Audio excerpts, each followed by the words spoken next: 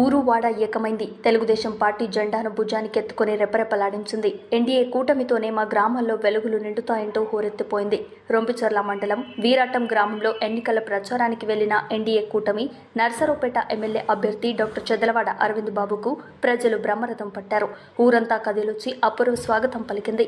దశాబ్దాలుగా వివక్షకు గురవుతున్న గ్రామానికి ఆదరవులా డాక్టర్ చెదలవాడ అరవింద్ బాబు నిలిచారంటూ ప్రజలు సంతోషం వ్యక్తం చేశారు.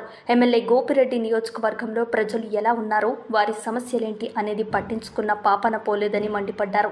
అనంతరం పలువురు వైసీపీ కుటుంబాలు డాక్టర్ చెదలవాడ సమక్షంలో తెలుగుదేశం పార్టీలో చేరారు.